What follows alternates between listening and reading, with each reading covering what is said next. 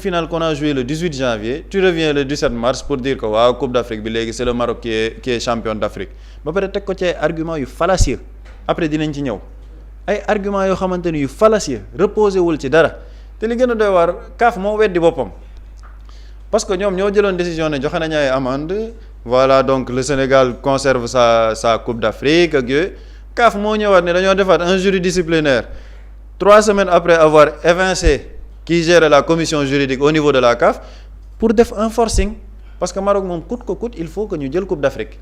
ce n'est pas comme ça nag qu'on gagne une Coupe d'Afrique et lii man ci mooy li ma wax sànq c'est un mal pour un bien parce qu'il est temps que les pays africains mais ñu xool ils veulent quel dirigeant à la tête de ces instances-là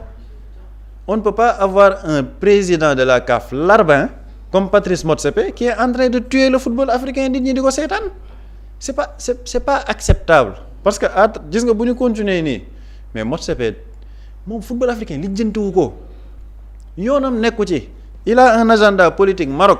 nañ leen xaw a neexal parce que la Coupe d'Afrique féminine mu ngi nii Maroc nee na est-ce que da koy organiser wala organiser wu ko buri mu ngi koy junj la Coupe d'Afrique de 2028 dañoo bëgg Maroc organiser waat ko léegi Maroc joxe ay conditions am ne man daal sama Coupe d'Afrique faaw ma gagner ko donc il faut absolument contenter le Maroc mais boo yàq deru Afrique sax faaw Maroc kontaan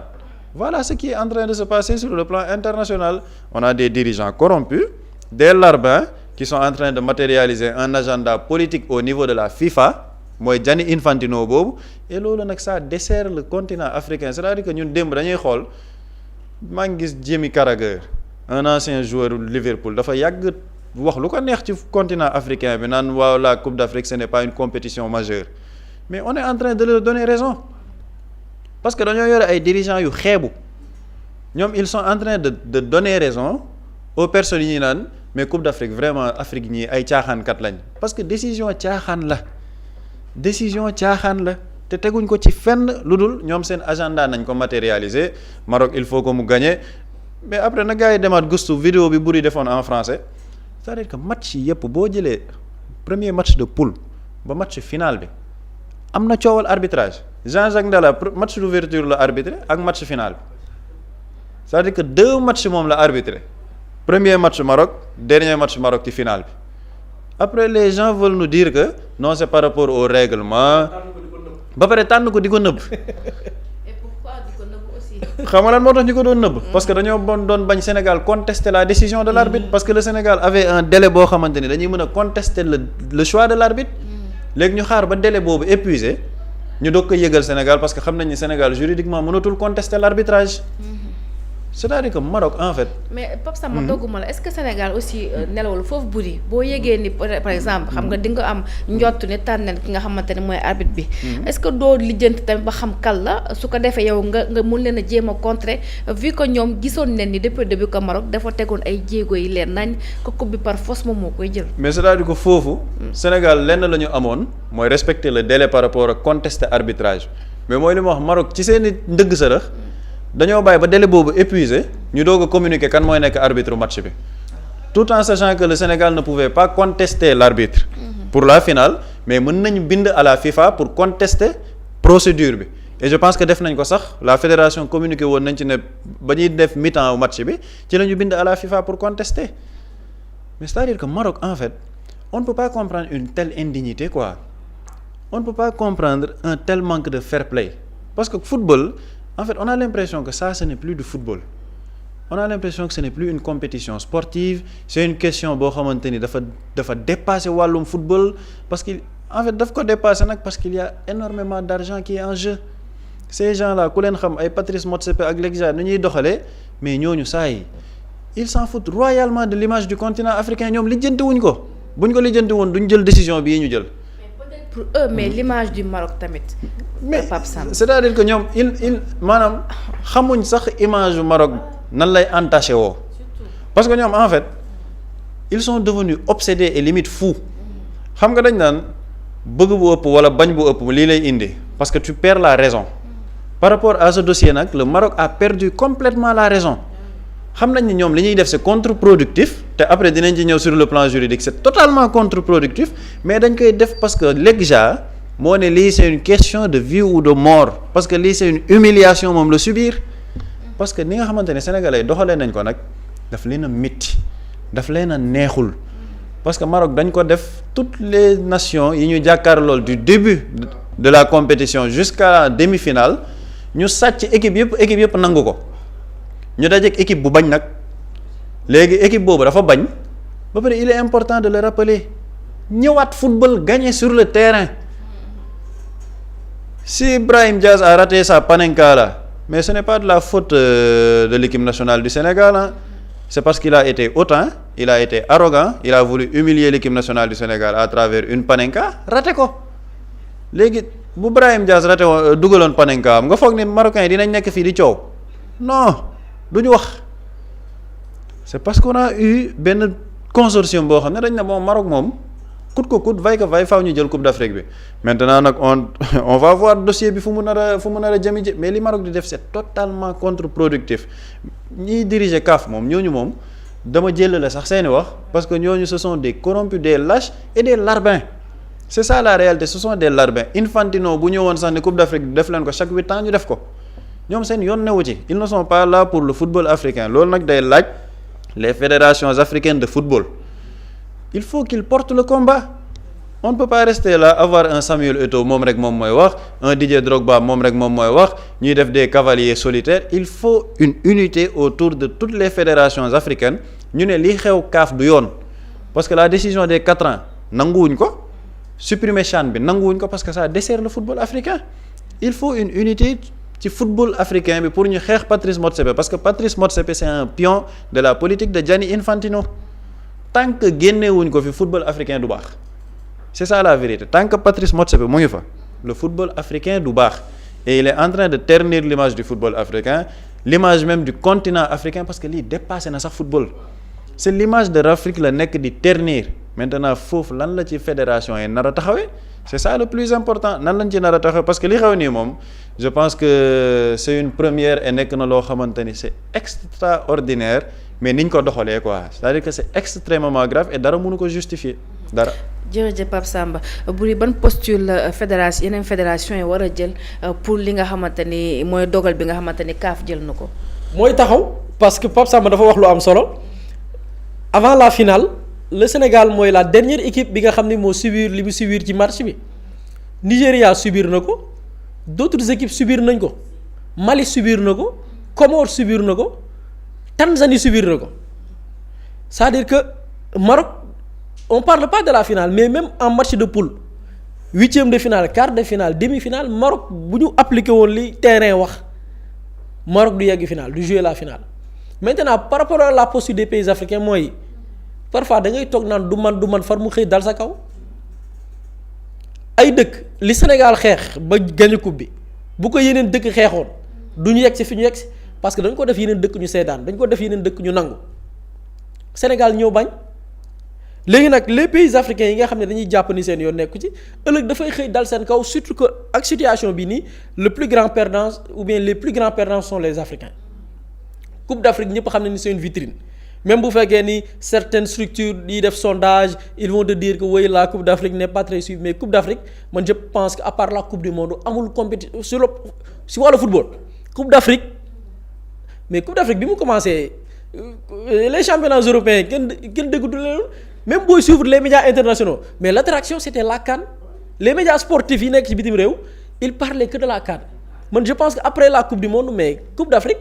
mooy la compétition la plus attractive et lan moo ko waral parce que mais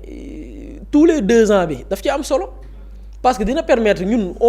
bokkuñu ak les clubs xam nga parfois moom la Ayatou doon kaas c'est-à-dire que les contextes ne sont pas les mêmes les clubs européens ñoom amuñu problème ou bien les pays européens ñoom amuñu problème benn euro ñu koy def chaque ñeenti at parce que chaque jour ñu ngi xool seen leurs internationaux ñu ngi nekk ak ñoom chaque week-end ñu gis leen mais ñun on a des expatriés yi nga xam ne nii mais talent yi dañuy dem feneen di monnaie li nga xamante ni nii mooy seen talent ñooñu tey la Coupe d'Afrique mooy seule compétition ou bien seul événement wala occasion buy mën a permettre tey le public mën a communier ak ñi nga xam ne ñooy leurs footballeurs internationaux loolu dafa am mais beneen bi mooy Coupe d'Afrique aussi vitrine la pour propulser li nga xam ne mooy le football africain par l'exposition bi nga xam ne joueurs yi dinañ ko am et Pape Samba daf ko souligner yemuñu ci Coupe d'Afrique et man j'ai l'impression que mais y a une volonté de tuer le football africain parce que bu ñu yemoon ci tous les 4 ans ba cibler le CHAN xam ne moom mooy promouvoir les joueurs locaux yi nga xam ni parce que fii dans nos équipes nationales rares sont les pays yi nga xam ni boo jëlee leur équipe nationale les joueurs locaux dañ ciy bari rare na joueurs yi nga dëkk yi nga xam ne amuñu ay expatriés yu bari booy xool ñoo bari ay joueurs locaux mais plusieurs équipes nationales de football seeni joueurs ñi ngi à l'international donc joueurs locaux yi nan la ñuy mën a def pour mën a wane seen talent surtout que nos championnats à part quelques championnats yi nga xam ne ñu ngi collaborer ak Canal Plus amuñu une certaine exposition CHAN bi moo leen doon permettre tey ay agents gis leen ay club envoyé tey des émissaires ñëw superviser leen Patrice Motsepe supprimer loolu c'est-à-dire qu'il y a une volonté de tuer le football africain et loolu c'est une campagne mais il y avait pas un dirigeant français dama koy fàtte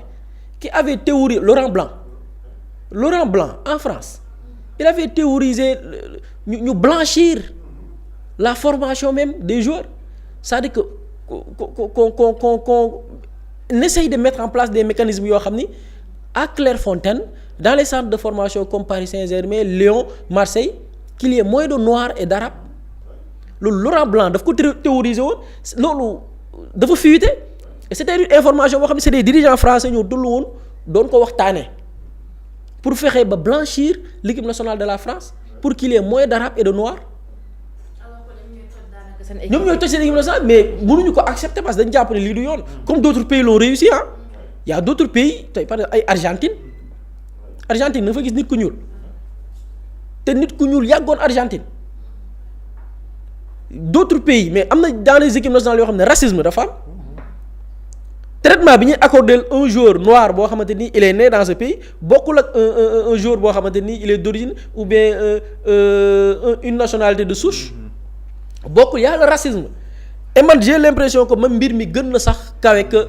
le cadre sportif que les intérêts des clubs européens il y a une volonté de nuire de tuer le football africain il y a une manière de réduire li ñu naan le football africain à sa plus simple expression parce que joueurs yi bu ñu amoon tey bu ñu rayee le championnat local le championnat d'Afrique de bi nga xam ne mooy CAN bi ñu jagleel joueurs locaux yi boo ko defee on aura moins d'expatriés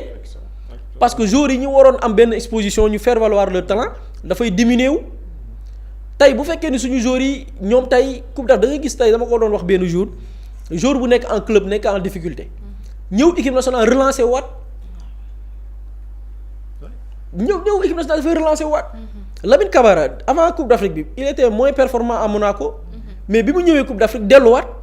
mais xoolal Lamine Camara dafa franchir beneen niveau donc coupe d'Afrique loolu mooy njariñam dafa am lu muy jouer lu bari ci le football africain et malheureusement comme li nga wax Afrique li ko yàq mooy la